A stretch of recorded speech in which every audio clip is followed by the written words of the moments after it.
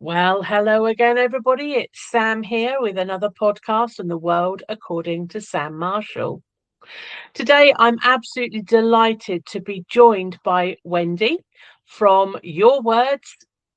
Have Now, power. what's that? Yeah, so I keep wanting to say raw power, but Your Words Well, have power. either So, or, both. well, it sort of works, doesn't it? Either way.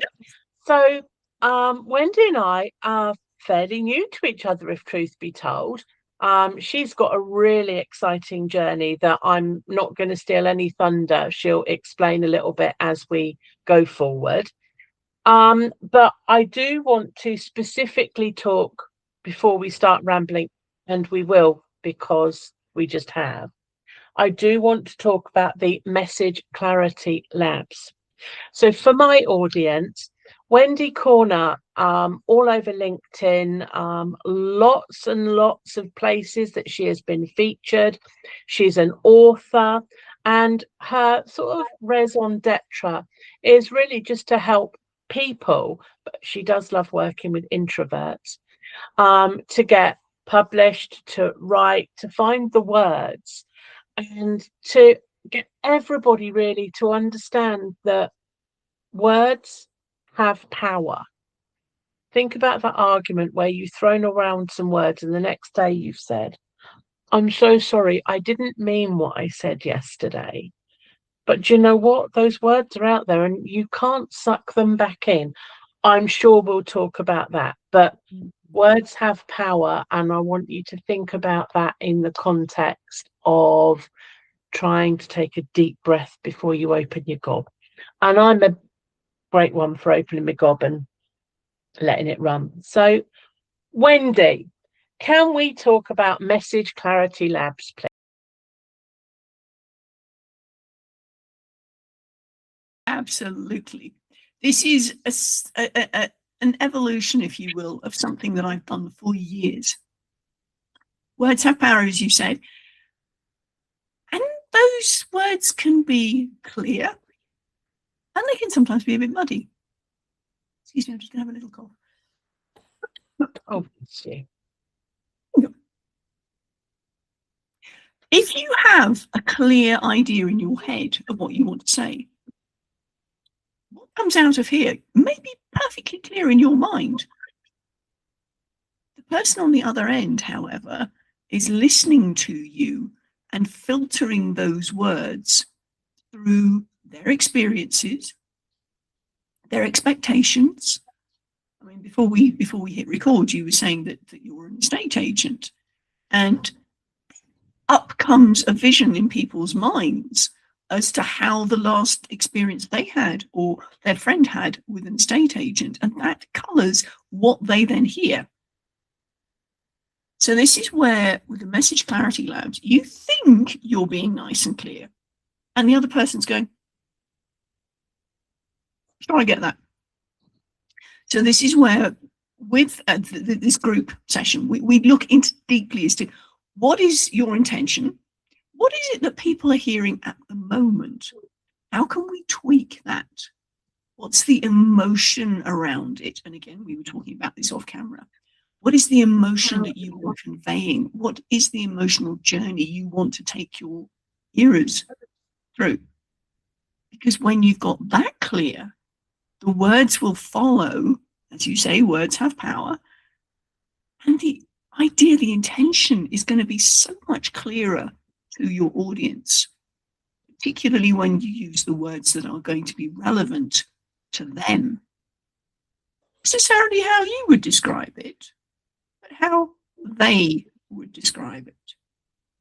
I think for me over the years, and I've had a varied background. I've worked in IT, I've worked in accountancy, and there are certain words, acronyms perhaps, or even technical terms that we become entrenched in, say it because we are surrounded by it all the time, but other people who aren't sort of look. And my latest one, I refer to houses that I have on board with me. I refer to that as my stock. That's my housing stock, because I've heard the TV talk about housing stock. I've heard other estate agents talk about housing stock. And my mentor within estate agency, she doesn't use the term housing stock. She uses the term the houses that we have, the partnership that we have with the individual. And for me, housing stock tripped off the tongue, but actually has a very, very different connotation for other people. So I love the fact that you talk about the message being muddy. And I wonder if it can be muddy because we know our business inside out, back to front, upside down, we're using terminology that others don't understand. Yes, absolutely. And there's the element of that is also then a quick background check. I worked with adults with intellectual disability, with or without autism, for 20 years. That was my specialism. And when I moved to Australia, it was very much on the high level autistic folks who are pretty literal. And you find phrases tripping off your tongue that you know what you mean. And sometimes you will be met with a blank stare, and other times there's an out and out, what do you mean by that? So I've got into the habit now of, if I've said something, particularly as I'm traveling, and we'll talk about that a bit more in a minute, because I'm traveling quite a lot, I will say something and then go, hang on a minute. What did you take from that? What did you understand by what I said? And sometimes they'll look at me and go, well, of course. And I go, aha. Let me say it a different way. And again, when people have said things to me, I've gone, I don't want to make assumptions here. Can you explain a bit more what you mean by that? I can get away with it depending on where in the world I am, because I'm very well aware that Australian English is different to British English, is different to Asian English, is different to Canadian English, is different to American English. And oh boy, have I had lost in translation moments all over the world. And mostly, I have to say, mostly between native English speakers. Wow. Yeah, I mean, my husband's dyslexic, not desperately dyslexic, but dyslexic. And sometimes I will say something to him that makes perfect sense to me, and he's received that message differently somehow. And then I have to sit there and go, okay, how can I best explain it? Re-explain it. Oh yeah, well, the answer that you want is X, Y, and Z. The brain is an amazing thing, an absolutely amazing tool. So if any of my audience are watching now and thinking, oh, I think I'd quite like to learn a little bit more about being clear of message, you are going to give me some contact details, which I'm going to put at the front slide and the end slide anyway. But to be fair, the Message Clarity Lab is still percolating. We're not quite ready for launch yet. So what we need is for those people that are interested to follow you on LinkedIn, which is Wendy-Corner making-a-difference. Oh, yes. Okay. So what we need is for them to follow you on LinkedIn, and then they'll know. Absolutely.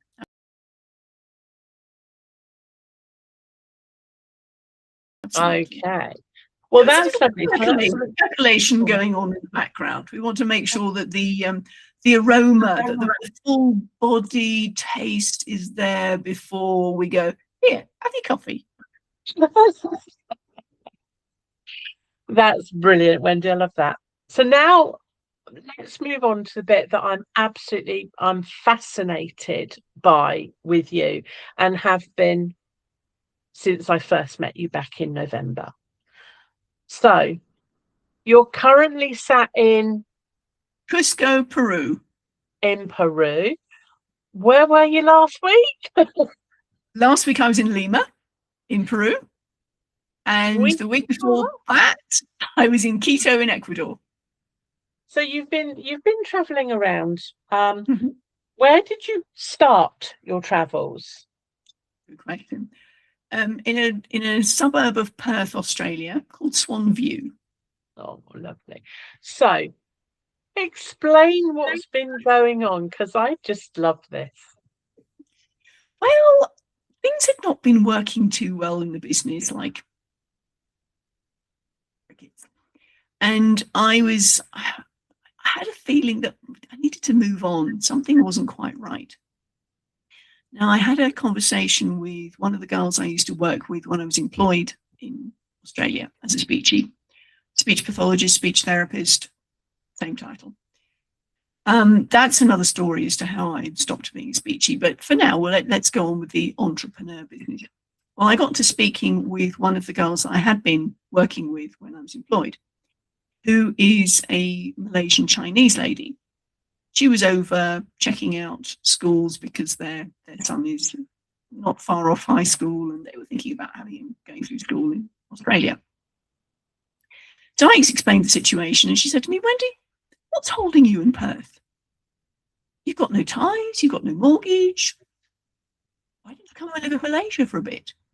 You can still have your international clients, and the cost of living is less than Australia."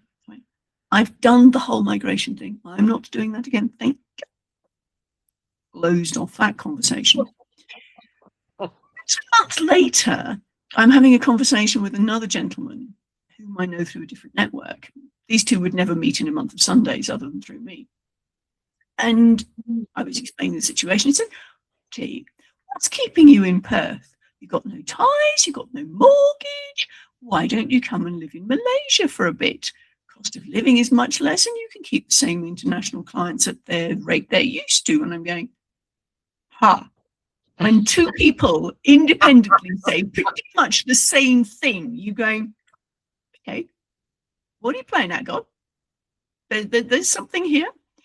So I was about to do a 72-hour water fast, reset body, mind, spirit thing. So I set the intention, I want some clarity. Am I going to Kuala Lumpur?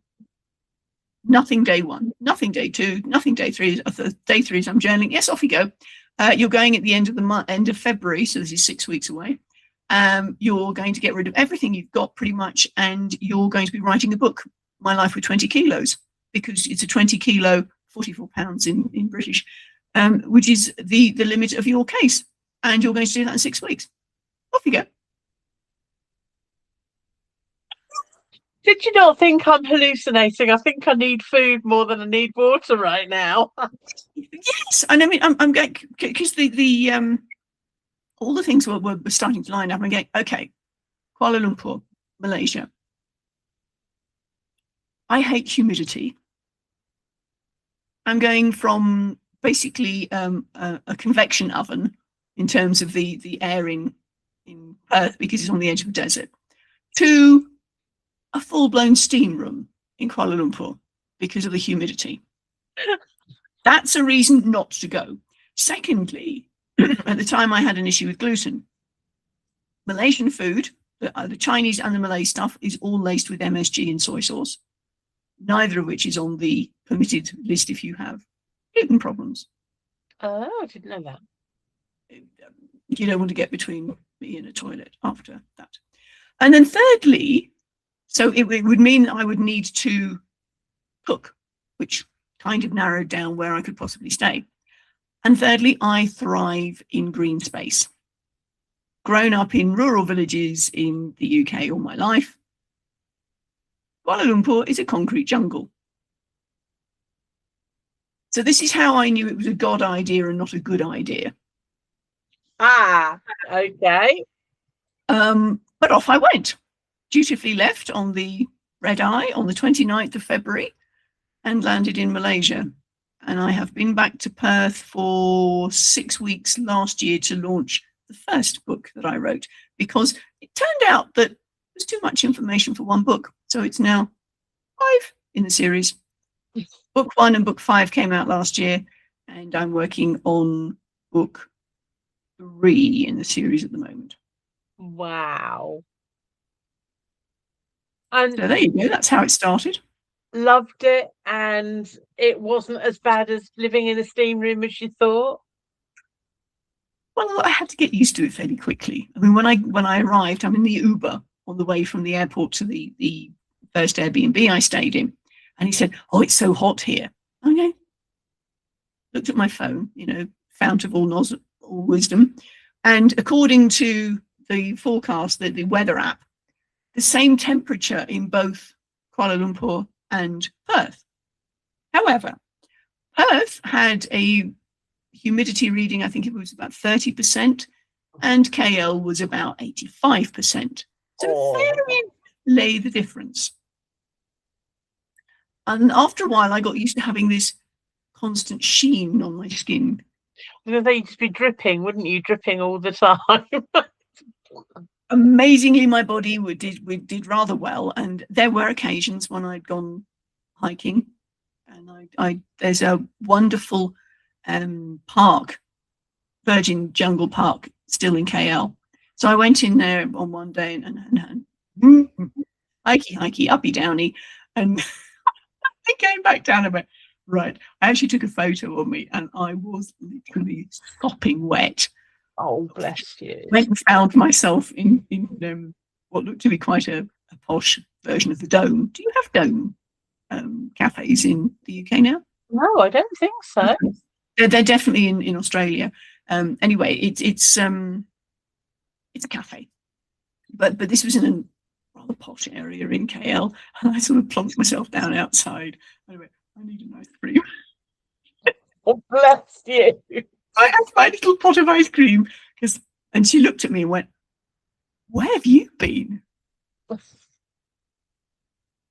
Malaysia was an easy target because whilst first language is Malay, second language is English, because they have three racial groups there, and English is the one that everybody, well, all the educated people speak. Brilliant. So yeah, that was. Sort of caught the bug after that and decided you'd go do something different. Well, you see, Malaysia has a 3-month visa. You can go in for 3 months and then you have to leave and do what's known as a visa run. So off I went to Vietnam. First one was Vietnam. Yeah. So I went off to Vietnam, diddly-diddly-da, had 5 days of complete break. I took my tech with me. I'm pointing down here because I've got my Yeti mic, but I didn't actually use them at all. I had a complete break for the first time in 4 years. Wow.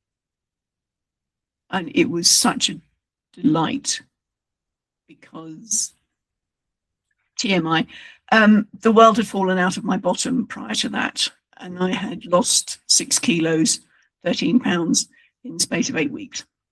Oh, goodness gracious, that's not good. There's not a lot of you anyway. Well, it was equivalent to almost a third of the contents of my case had disappeared out of me.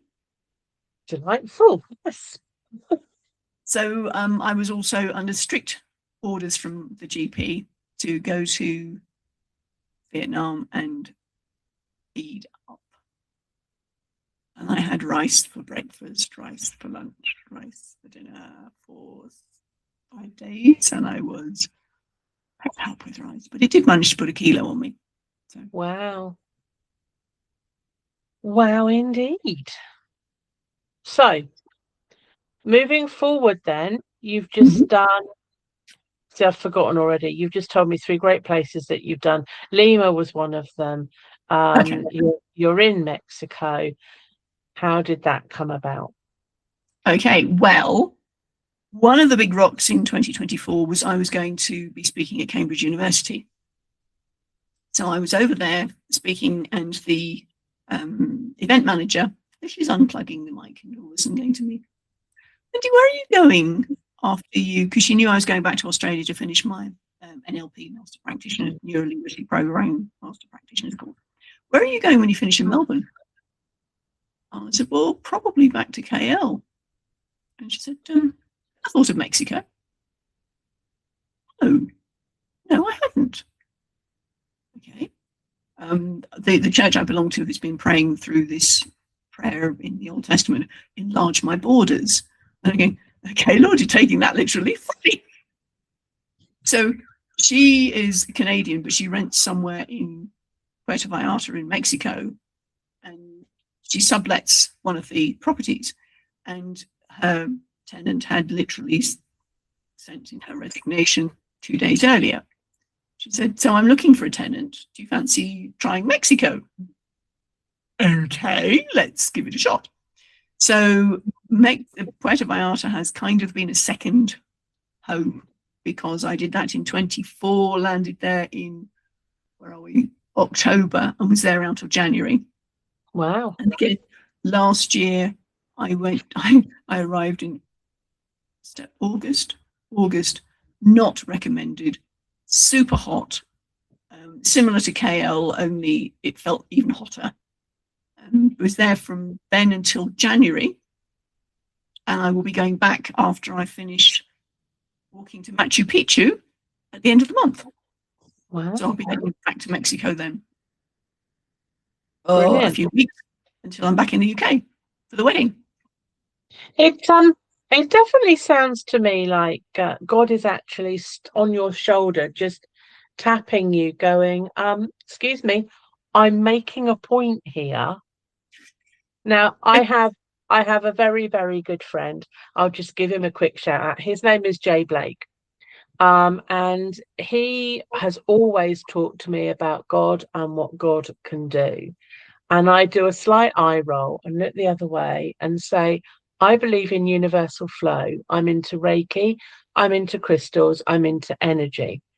So he will fix me with a little smile and say, look, if you want to use 8 letters when 3 will do, you feel free. And it's now become a little joke between us. I'm not saying that God is a joke, and I'm not saying that universal flow is a joke. It's the 8 letters, 3 letters that is the joke. And he recently, well, just over a year ago, he got married, and we were at the reception, and he sort of dropped it into the conversation probably an hour before we were all leaving for the registry office, that he'd love me to do the best man speech an hour before they got married. But I'm just going to pass you the buck. I'd sort of been working on it because I figured this is what he was going to do. Anyway, we go. It was a very small, very intimate, beautiful affair. And we were around the table having the wedding breakfast. And I looked at these people that I didn't know and realised that every single one of them around the table, except for my husband and I, went to church and knew Jay through a church scenario. So I just felt that I had to weave the universe into my best man speech, and it actually went down really, really well. So let's go back to you. I feel that God is sat on your shoulder. He's tapping you, and he is absolutely directing you, or she, if you believe that God is a she, whichever works for you. She's directing you in the direction of fun, really. Oh, yes. Although one of the experiences you had wasn't such good fun, was it? Let's just say that in Quito, I got mugged, which wasn't particularly fun. When you get pigeon poo thrown at you, it's kind of distracting. And it was clearly an MO that was recognised, because when I got to the tourist police, she took one look at my back and went, "Oh, you had diddly diddly do." It's amazing how much Spanish you can pick up when you have to. The annoying thing was that my glasses had also been pinched in my bum bag, so I'm having to fill out the form on the computer like this in English, and of course it did a beautiful translation, because there's no way that my Spanish was adequate to give a testament. So yeah, that wasn't quite so much fun, because in the space of probably about half a minute, because I was between Airbnbs, I had all my stuff, my personal belongings with me. So in my bum bag was my British passport, my Australian passport, my driver's license. What I've now discovered, of course, was my equivalent of the Oyster card in London. There was that for Kuala Lumpur and also Perth. There was and Melbourne. Yep, that one as well. There was my Working with Children's card, which is another form of like the police checks that are done in the UK. Yeah. If you're working with vulnerable people, you need a quote working with children's card. So that was in there. My driver's license, all of my identity. Plus there was some cash, and if they bothered to check it, they could have changed the Costa Rican money that was in there as well, which, whatever. But there were also things like a very precious nail file and my Colour Me Beautiful swatch that I'd had for 30 years and didn't go shopping without it. Those are the things that really annoyed me. But in the space of half a minute, all of that lot went. And here we are, whereas it's 2 months later and I'm still re-establishing my identity on paper. Wow. I mean, I remember talking about it at the networking that we went to. And the one thing that you had in your hand, if I remember rightly, was your mobile phone. So you didn't get your mobile phone. And that for you was a relief, because you were able to get onto your banking apps and things like that. And I remember that stemming conversation with other people in the group who just went, but we don't have anything like that on our phones because we don't trust the apps. And that stemmed a whole new conversation about how you would prove that you are who you say you are when every material thing that you have has been stolen, apart from the apps on the phone. Well, I mean, it was when I had to give the statement, they said, well, have you got proof of your ID? Well, thankfully, I had photos of both the British passport and the Aussie passport on my phone. If the phone had gone, yes, I would have been $2,000 lighter that day. But thankfully, that had gone, been blocked. But also, I had no proof of who I was. I had no access to money. I had no money. So that day, that was a Thursday, the Friday morning, because there's no Aussie embassy in Ecuador, the consulate looking after this, Australian affairs is the Canadian embassy. Okay. So I rock up at the Canadian embassy, explain the situation, and the dear lady said, look, I can't let you go out of here without any money. She reached into her pocket and she brought out $80, which is all she had there, and said, look, get some money wired over from Australia in my name, because you can't pick it up yourself because you've got no proof of ID. Yeah. So this lady went over and above. She could not bear the thought that I had no access to money. Therefore, I could not buy any food. I could not buy any water. And that's when you really realize how much, wow, my whole world was in that little bum bag. Mm-hmm. And the following day, I mean, I have a very good friend in Australia who at 2 a.m. for his time wired me the money, or rather wired it to the consulate lady. And on a Saturday morning, she met me before the mall opened, because Western Union was the most common thing that they used. She met me before the mall was open, but Western Union was. So there was nobody else around. Nobody could look over shoulders and see how much money I was getting. And my dear friend in Oz did the wiring over at 2 a.m. for him. Bless him. And I'm going, I am actually surrounded. Okay, it's been a not pleasant experience, but I've had so many people then gather around me. And the major lesson for me was learning to, 1, ask for help, and 2, receive. Yeah. And you mentioned that you brought that up in a different networking. And I think that brought a lot of us up quite short, because those of us that are entrepreneurial just believe that we should be self-sufficient. We don't need anybody else. We can do this on our own. We're not going to take anybody else's time to ask them to do something that we should be able to do. And this brings me on to a conversation that I have with Amanda. Amanda is a friend of mine. Actually, I was introduced to Amanda by Jay, the friend I've just mentioned. Mm-hmm. And Amanda and I get on really, really well. And Wendy, you know that very sadly, my mother-in-law died on the 10th of February. And I was talking to Amanda, who lives in London. I'm in Scotland.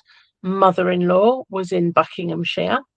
And Amanda said, well, your bed's here, your desk's here, the fridge is in the kitchen, come down. And on the 12th of February, I got the train down to London. They picked me up from Tottenham. And I actually spent 7 weeks living in her house, working. She'd got a desk in the office, her office, with her. And I spent 7 weeks going backwards and forwards to High Wycombe, where I was working with my nephew to sort out estate stuff and funerals and that. And the rest of the time working with Amanda to actually build my estate agency business and do my e-commerce business and things like that. And, you know, thank you didn't feel sufficient. But it was for them. Although actually when my husband came to pick me up, he was under instruction. He'd been off to Amanda doesn't drink. She loves her 0 alcohol Prosecco. So he came in with a box of 0 alcohol Prosecco for her and a similar box of Boddingtons or similar for her husband, for putting up with me and feeding me and everything else. And for them, thank you was absolutely enough. But I said, no, it's not. But because words have power, absolutely, just saying the words thank you starts to express how I felt about that. And Amanda said, well, what else are you going to do? You know, I could have done it from a distance, but there was an emotional support level that needed to be in there. And another Rue's cousin was supporting me in supporting my nephew. And, you know, it was all of that sort of stuff that was going on. And I didn't really ask for it. It was there. But I'm very aware of the fact that sometimes you do have to reach out and say to someone, can you just help me here? I don't know which way to go. Amanda and I have a really great relationship, and just recently we were looking at something to do with the estate agency, and she said, well, you know that you can do this, don't you? And I went, oh, I had no idea. So I've just spent 3 hours doing this that I could have done in 20 minutes, and that's the point that the pair of us fall about with laughter. But that's also, you don't know what you don't know. Yes. So Amanda's favourite saying is, the only silly question is the one you don't ask. Love it. Because that's the one thing that's going to save you 3 hours of torture, basically. So I'm going, I love your tagline, you know, your words have power. If you're sat there going, well, I don't really understand what I'm going to ask next, or I don't know what my next step is, reach out and ask someone.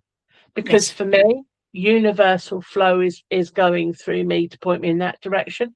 For you, a well-placed prayer gets a tap on your shoulder and gives you a way forward, or a 72-hour water fast, which I think I admire you for that as well. But I want to say that if you don't ask the questions, you can sit and ponder. You can ask ChatGPT or Claude. But I talked to you at the beginning about authenticity.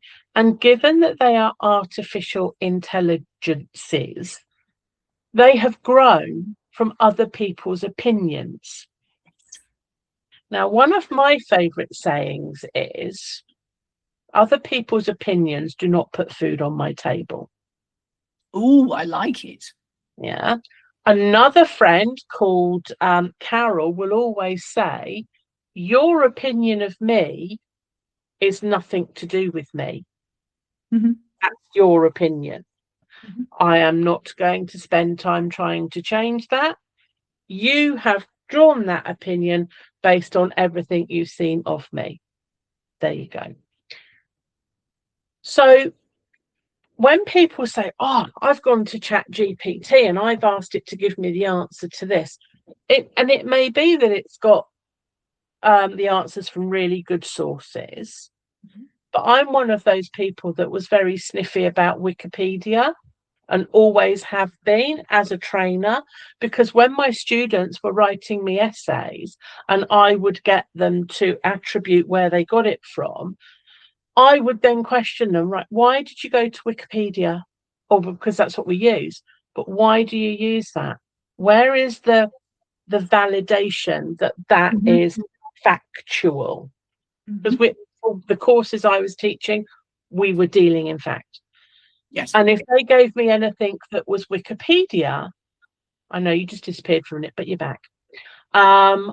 I would send it back to them and I would say, I want something that is factual. And it's Yes. how I feel about ChatGPT. Is Mhm.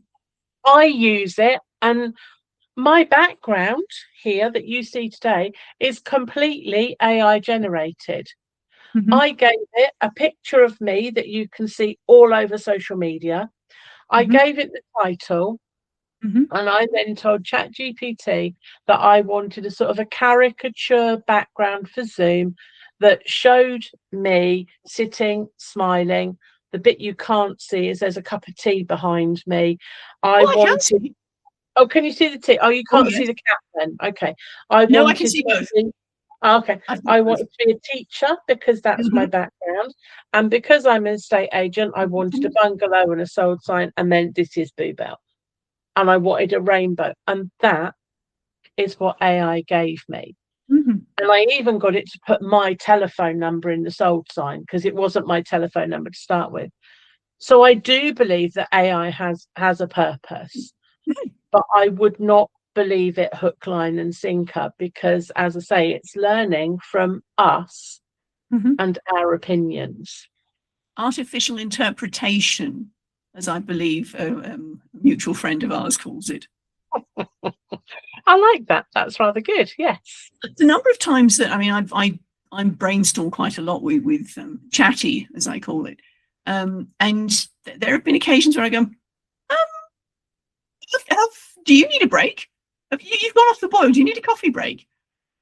And there's been a response going, "I'm an artificial intelligence. I don't need this." I said, "Well, what's happened? Because I need a break from you because you've completely gone loopy." And I literally have stopped the conversation. I've gone off and had a drink and come back to and said, "Right, shall we carry on? This is where we left off. Can we please stick to what I'm asking and not confabulate?" And does So it yes, manage that? occasionally I've actually had to literally go away and leave it overnight. Yeah, it's I do love it as a tool. I could never have created this. I don't have creativity in that way. Um, so I'm glad you said in that way. yeah, I have creativity in different ways. You've seen me on networking calls crocheting, I believe. And actually, I was just looking around. I don't have any with me, but normally you find me with a crochet hook in hand. That's my creativity, and also storytelling.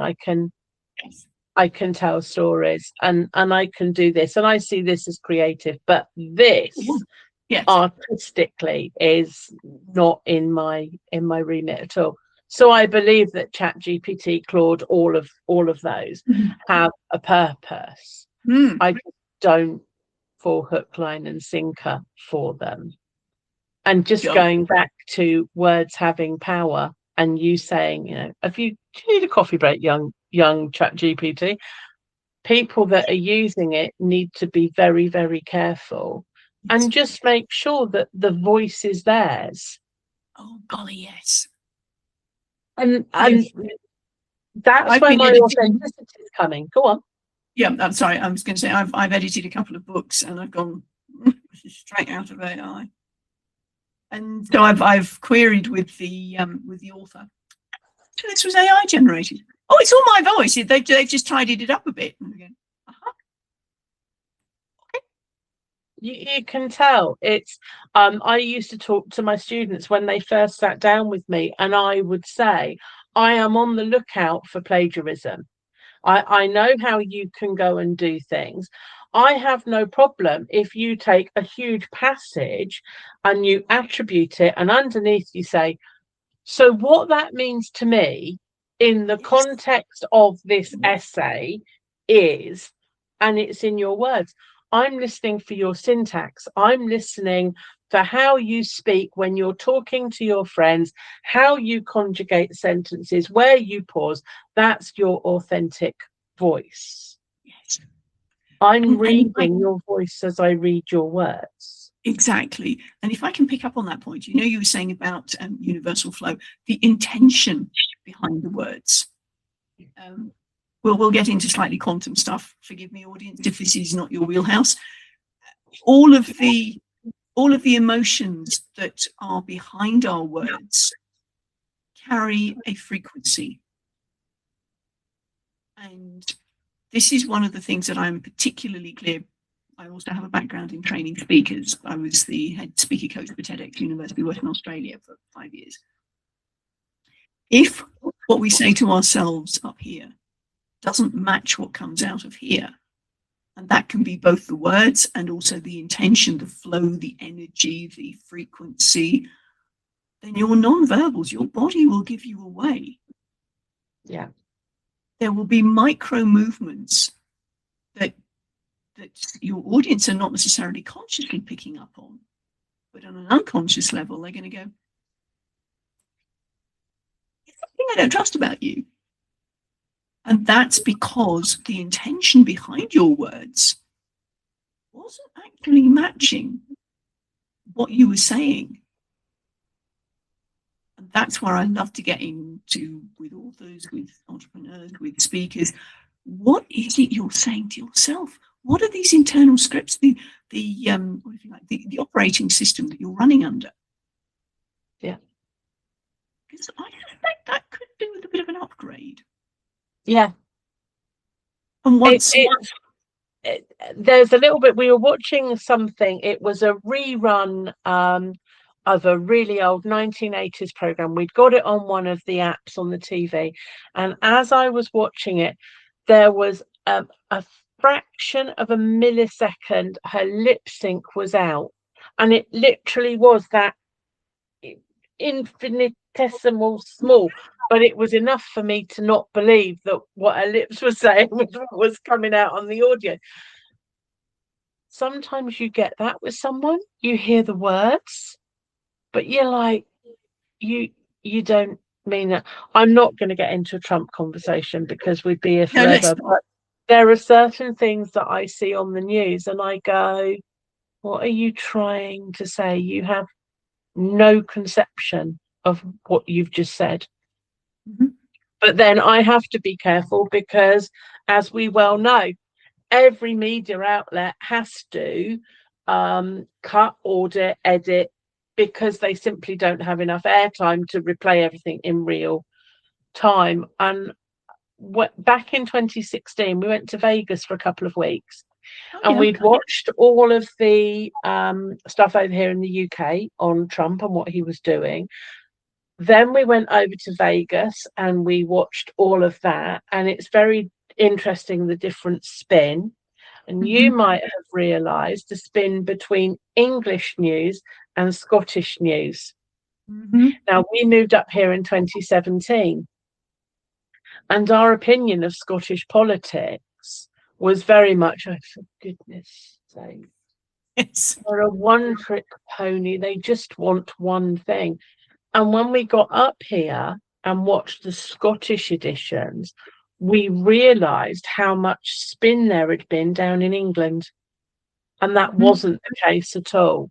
And so it was with UK and American media. So I know they will spin it to their own advantage and to get their own message out.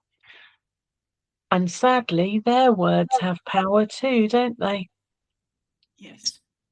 And well, just as we were talking about questioning AI, advice is always question what you're told. Is it accurate? It may be accurate for that person. Is it accurate for you? back to those filters that we were talking about. Sometimes those filters can put the blinders, the blinkers on us, and we are not aware of what other possibilities are there. And sometimes it's a case of, well, I can see what those possibilities are. Thank you. No, let's focus on what is actually accurate for me. Yeah, very interesting. Well, my darling, I think I could sit and talk to you for hours on end. You're going to have to come back and we're going to have to pick this up and do some more. But I think for now, our readers, our listeners and our watchers probably need to go and get themselves a cup of tea, a cup of coffee, or a beverage of their choice. So you're going to put me some links, aren't you, so that people know how to get hold of you, and you're going to drop me your backdrop, aren't you, so I can use that as well. But for now, Wendy, I'd like to say thank you so much for that journey about words, power, and expeditions. Oh yes, well, the expeditions, if you remember the reading Pooh, expeditions. Oh, it's been a long time. It's expeditions, because I mean, I used to love the way Al did his writing. Anyway, if people are interested, I do a daily reel on Instagram and Facebook. My adventures with my life with 20 kilos, KGS. So we're up to day 765 since I left. So that, whether people want to follow that or not, it's entirely up to them. You can drop in and out. There's not only the pictures, there are also a little bit of reflection from me as well. Brilliant. So, well, interested in following that. We'll drop that on the links so that people can decide what they want to do.